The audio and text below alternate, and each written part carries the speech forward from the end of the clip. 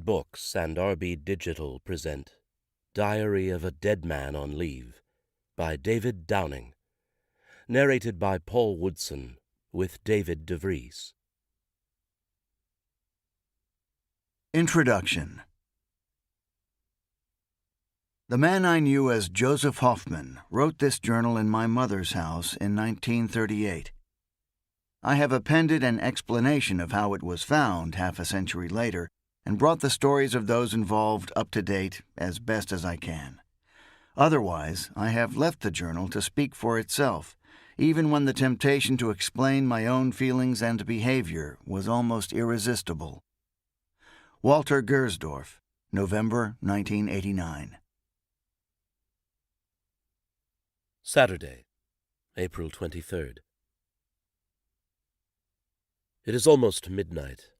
I am sitting at a small table by an open window in the North German town of Hamm, writing these first lines. The rest of the house is quiet, but voices rise and fall on the street below, some talking quietly, others loud with drink and the end of a working week. It's now been almost 28 hours since I boarded the overnight train in Rotterdam. The papers I acquired in New York passed inspection at the German frontier, in Cologne, where I changed trains, and at the ticket barrier in Hamm. I took a cab from the station to the district surrounding the railway yards, intending to ask after lodgings in as many bars as I had to, and struck lucky at the first. One of the barmen knew a place nearby where someone had just moved out. It was a large house on a T-junction corner, probably a manager's house in pre-war days, when managers still lived among the workers. A canal ran parallel with the upper arm of the T, and beyond that the freight yards stretched away under a haze of smoke. A small Nazi flag hung limply over the front door. A boy of around 11 or 12 answered my knock. I asked for Frau Gersdorf, the name I'd been given at the bar, and he stood and stared at me for a few seconds, as if he had trouble understanding. "My mother," he said eventually. "I'll fetch her." Halfway down the hall he stopped, turned, and told me with great seriousness that his name was Walter, as if it was really important that I knew who he was. He reappeared a few moments later with a harassed-looking blonde woman in her late 30s or early 40s. I introduced myself as Joseph Hoffmann and agreed to the rent and terms that she briskly outlined. Seeing in my papers that I'd only recently arrived in Germany, she asked where I'd been. And when I said Argentina, she gave me a look that mingled surprise and suspicion in roughly equal measure.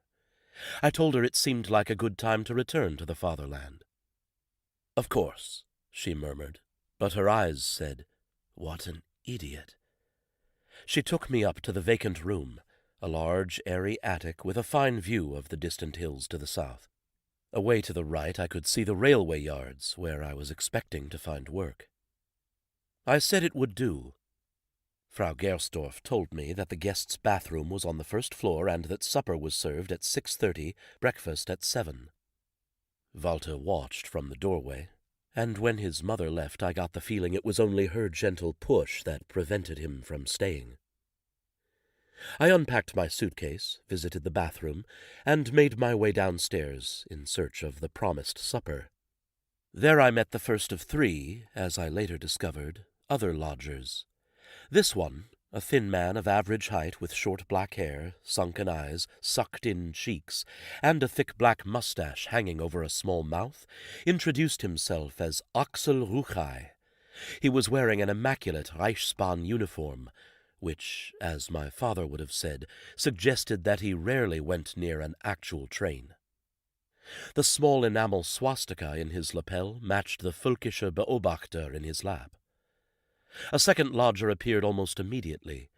He was probably 5 years older than Ruchai, but seemed much less sure of himself. He was a short man, slightly overweight, with hair thinning at the front over a worried but kindly face.